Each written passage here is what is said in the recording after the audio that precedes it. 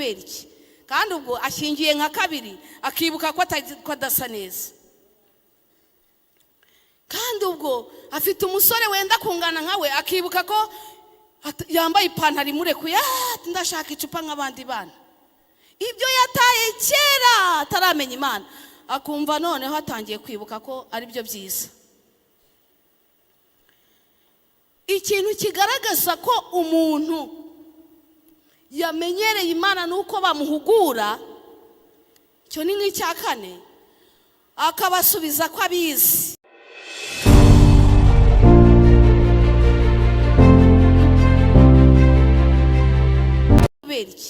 Kandi ubwo ashingiye nka kabiri akibuka ko adasa neza.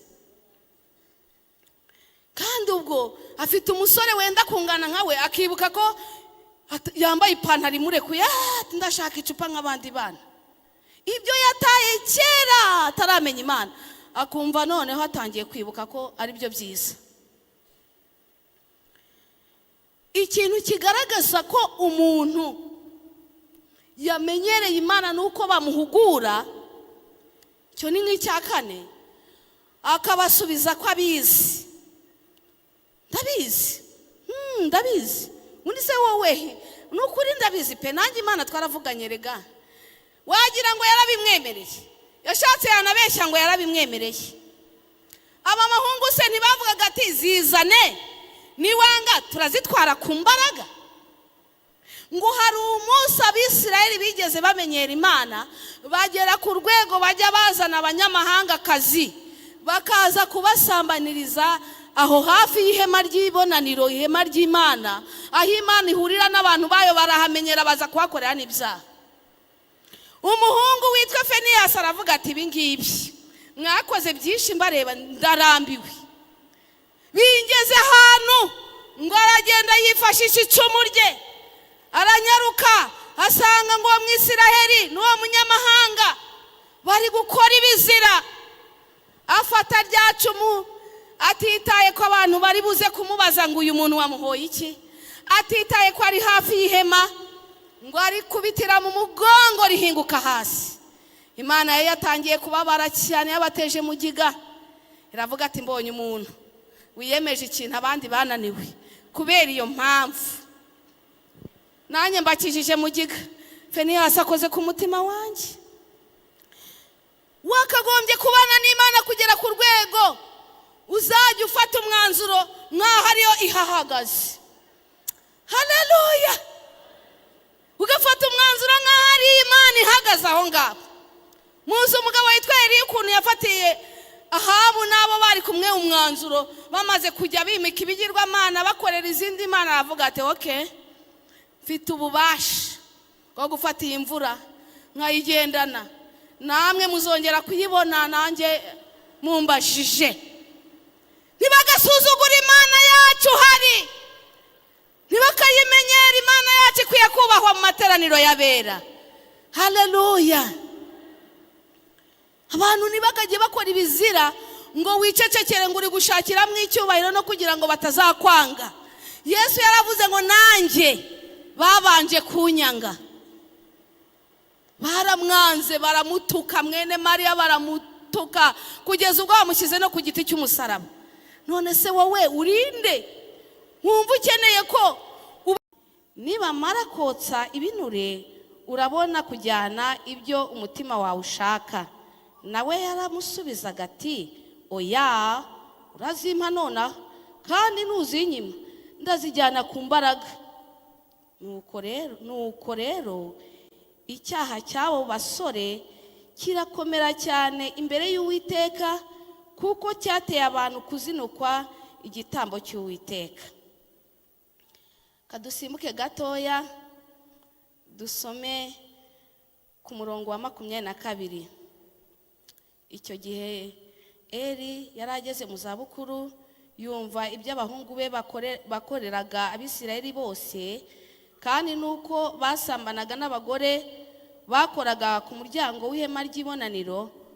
Arababaza ati niki gituma mukora bene ibyo? Kuko njya numva abantu bose bambwira ingeso zanyu mbi. Reka abana banjye ubwo numva bavuga se ibyo numva bavuga si byiza, muracumuza ubwoko bw'Uwiteka. Katugende dusome na Zaburi ya 50 murongo waho wa 16 tugeze kuri 21. Havuze ngo Zaburi ya 50 murongo wa 16 tugeze kuri 21.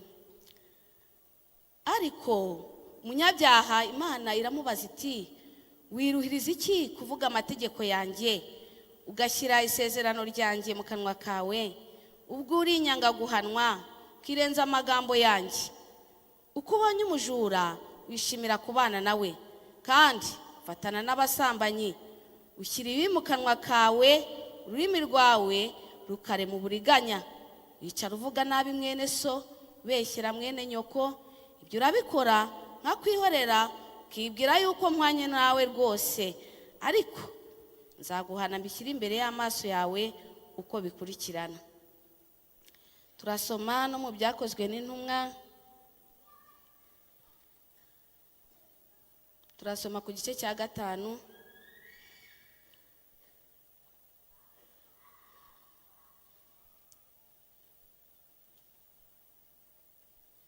Byakozwe n'Intumwa igice cyaho ni icya 5.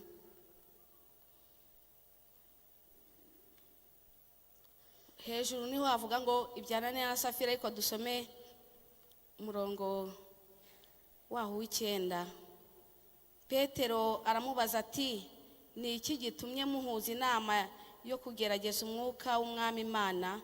Dore ibirenge by'abamaze guhamba umugabo wawe bigeze ku muryango, nawe barakujyana.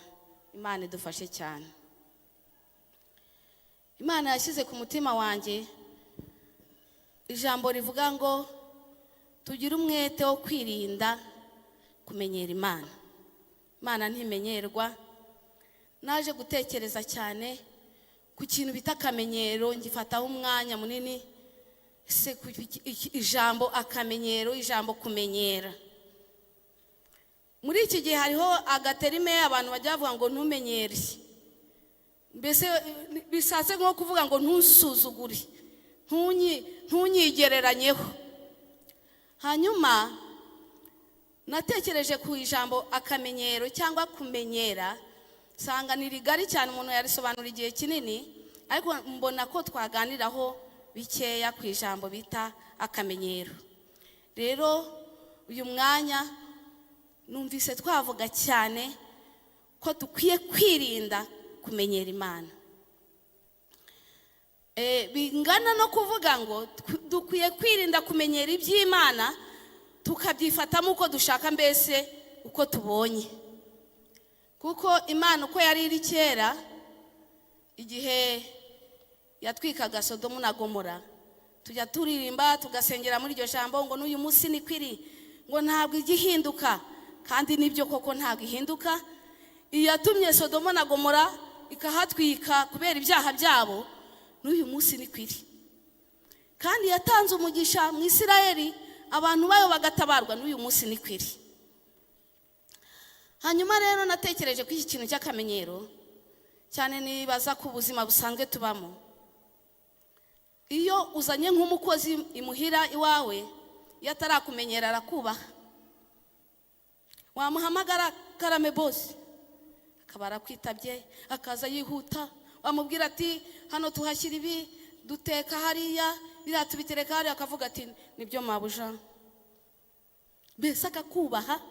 Niyo yaba ari akurusha ibiro, niyo yaba akurusha ibigango, arakubaha kubera iki?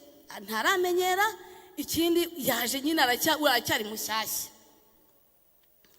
Nongera gutekereza uburyo iyo umuntu akigera mu kazi, uburyo agakora vuba.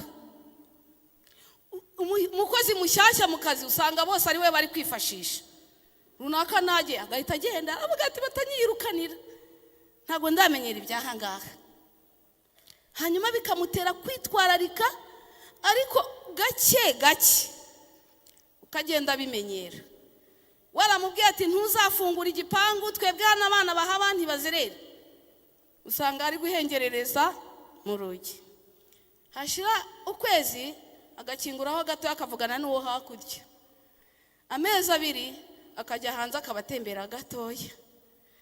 3 yashira ati mabuja nari nagiye ku isoko, nanjye hano ntago nangiye kugenda mpamenya gake gake. Ikintu bita akamenyero yazageraho akazajya uvuga akagusubiza, kavuga ati ariko nyamara najya n'ahandi kuko hano hirya nahabonye akazi. Aho ni mu buzima busanzwe bw'akazi, mu mikorere isanzwe, yaba ari ukora mu kazi gasanzwe cyangwa se nako mu ngo bafatanya n'imiryango, agenda amenyera gake gake kugeza ubwo amenyereye akazajya yitwara nk'abana baho ngaho, yashaka akazajya navuga ngo hariya ni iwacu, nawe agafata imfunguzo agakubita ahangaha, niba ari umusore akagenda zizunguza zo kwa bosi ziriho na kontake zabo, igihe bagiye nk'ahantu akajya gutembera muri quartier kubera akamenyero. Iyo amenyereye cyane yaraje umubwira ati nyamara twebwe turi n'abarokore, ntabwo wenda dukaraga imisatsi, itorero ryacu rigira abasore biyogoshesha neza agapenke kabo, arakwemerera. Hashira iminsi akakubwira ati reka reka, nyamara burya nanjye mfite uburenganzira bwanjye mabuja, nshobora kujya n'ahandi. Ibyo biterwa no kumenyera. Uretse ko atari bose, hari uwo mushobora kumarana igihe kirekire, uko mugenda mumenyerana akaba ari ko agenda nawe arusha kukubera umwana mwiza, ku buryo ufata n'umwanzuro ukavuga ati ngiye kumwigisha, agiye kugura moto, ngiye kumukura mu kazi ko mu rugo, mujyana ajye mu kazi, kubera akamenyero k'ibyiza n'ibyiza yagiye agenda gukorera. Kandi nawe akavuga ati uru rugo nzaruvamo ngiye gushaka umugabo cyangwa gushaka umugore. No mu kazi promotion nuko zigenda ziza, ukabona umuntu bose aragenda mwongezaho 1000, yaratangiye ahembwa 100 akazajya gusoza ahembwa 500, kugeza ubwo nawe agiye kwikorera, kubera ko yitwaye neza mu kazi, yamenyeranye nabo ariko mu buryo bw'imyifatire myiza. Rero aho hantu nahatekereje cyane, ngarura mu gikristo, ndavuga ngo mbese iyo umuntu agikizwa acyakira agakiza yifata ati, abyitwaramo gute? Iyo bavuze ngo hari amasengesho y'iminsi 3 yo kwiyiriza ubusa, namira n'amazi n'amacandwe yamizaza kubaza umudiyakoni, ntago naba nakoze icyaha. Uko bukeye uko bwije agatangira kugenda asenga arya kandi atarwaye.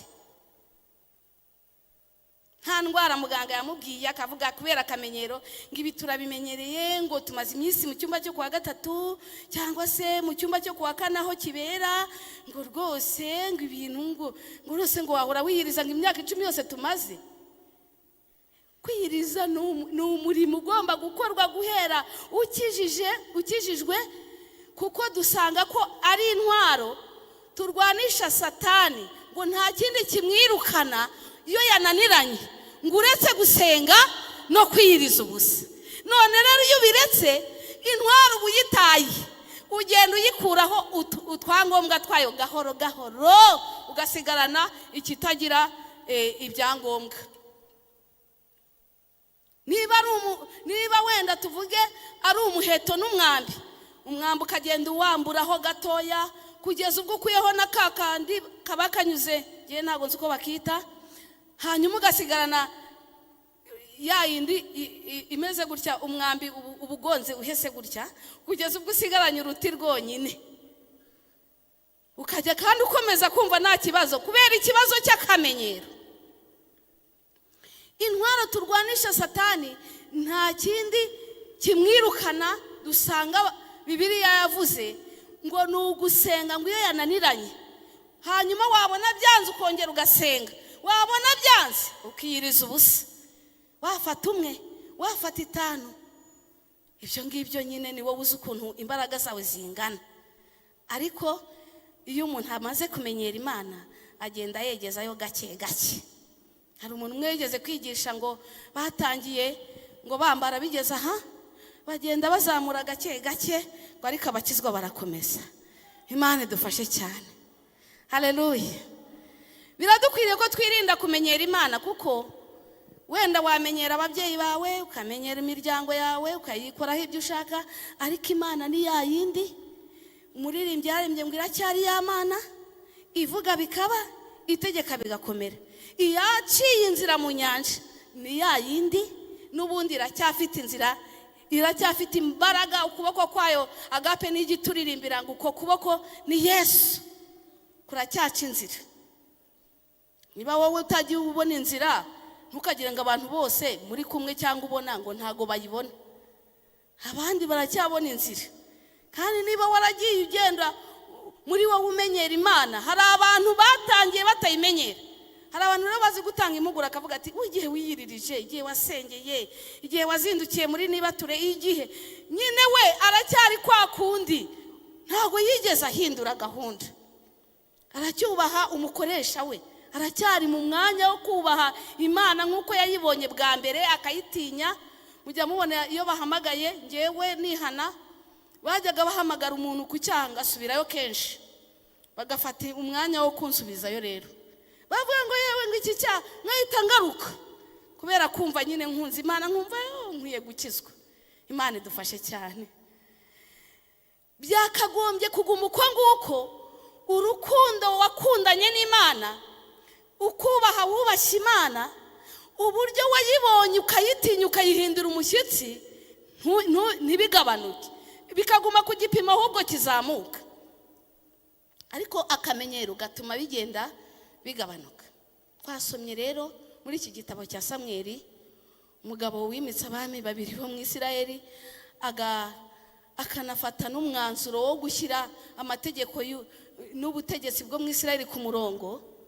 Samweli uyu nguyu ni wa wundi wa muhungu wa Ana, wa mugore wari warabaye ingumba, bakaza kumujyana mu rusengero kwa Eli bagiye kumutanga. Imana rero yaramuhamagaye nkuko nawe yaguhamagaye, ukayumva cyangwa se ntumenye niyo ariyo. Ni wa wundi Imana yahamagaye akajya abaza Eli ngo urampamagaye. Hari abantu Imana ihamagara bakajya kureba abantu kubwo kutamenya ijwi ribavugishije. Ndakwingingira Imana ngo umenye kumva ijwi ryayo. Imana iguhamagara uyumve. Haleluya. Samweli ntabwo yumvise neza, icyakora yagize ubutwari akajya anyarukira ku mutambyi. Sinzi niba wowe hari abantu wubaha amavuta yabo ushobora kujya kubaza. Hano turi mu cyumba cy'amasengesho, ushobora kujya kubaza ati ko numvise ibi kandi nkaba ndi kumva nge ntabisobanukiwe. Uwanyarukira kwa Chantal nkajya kumubaza, uwanyarukira kwa Peter. Kubera ubuhenebere bwo mu minsi y'imperuka buteye ubwoba, umuntu wese ariyumva. Mubaza se mubaza iki, atancisha mu ijisho. Undi sura yantanze mu rusengero. Ariko ngo Samweli yanyarukiraga kwa Eli, urampamagaye mwana wanjye, ntago nguhamagaye subira kuryama. Agasubira kwiryamira. Reba umuntu wari uryamye impande y'isanduku y'isezerano, impande y'Imana aho ngaha haryamye, ariko ntamenye ko ari iri kuvuga. Birababaje kuba umuntu yababa mu nzu y'Imana ivuga, iruhande rwayo ahivugira, ntamenye ko ari iri kuvuga. Yaraharaye igihe kirekire ariko ntabimenye. Icyakora umugisha we nuko Imana yari yaramuteganirije ko azarundukira mu buhanuzi. Haleluya. Ngo Eli ngo yaje kumusobanurira, ari mvuze kuri Samweli gato, amusobanurira nyine ko niyongera kumva iryo jwi avuga ati ndakwitabye. Amusobanura ko ari Imana irabivuganye nawe.